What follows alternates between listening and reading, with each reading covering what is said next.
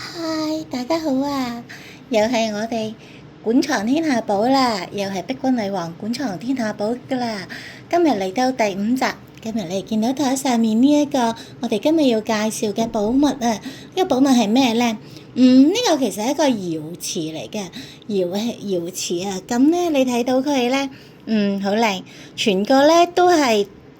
鍍上咗咧。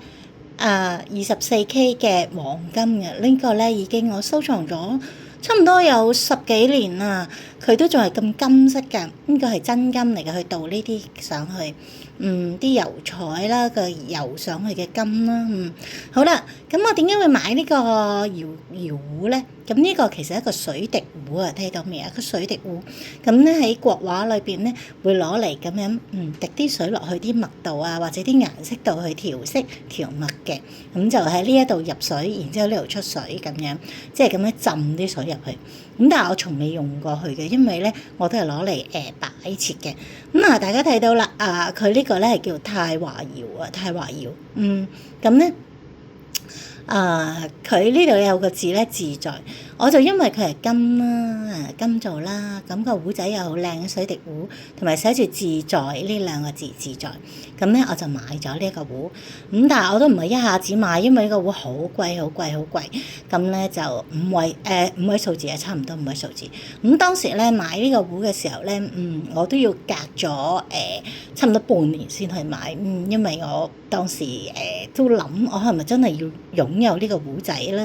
咁但係咧我真係好中意，咁於是我慢慢儲錢去買，跟住儲到咧半年之後，我有呢筆錢，跟住我發覺，咦佢仲喺度喎，咁於是我就買咗佢，同佢都有緣啦，咁咧就買咗呢個壺仔嗱，咁你可以睇下佢真係好靚，咁咧其實擺成差唔多10幾年啦，10年啦，一定有啊！咁咧，你睇佢咧都非常靚，到而家咁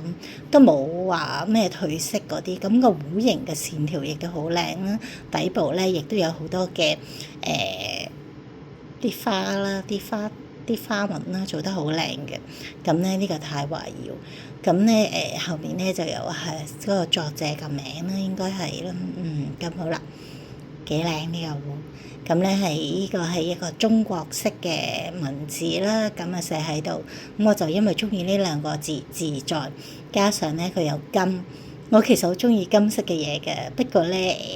平時自己個人梗係唔可以着咁多金色嘅嘢啦，咁就會俾人覺得庸俗噶啦嘛，咁但係咧個擺設就冇所謂啦，咁你會見到咧我呢個擺設真係相當靚，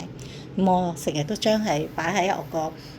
收藏個嗰個櫃嗰度，將佢嚟欣賞嘅。好啦，今日就講到呢度啦，拜拜啦。好，碧君女王館藏天下寶嘅第5集講完啦，拜拜。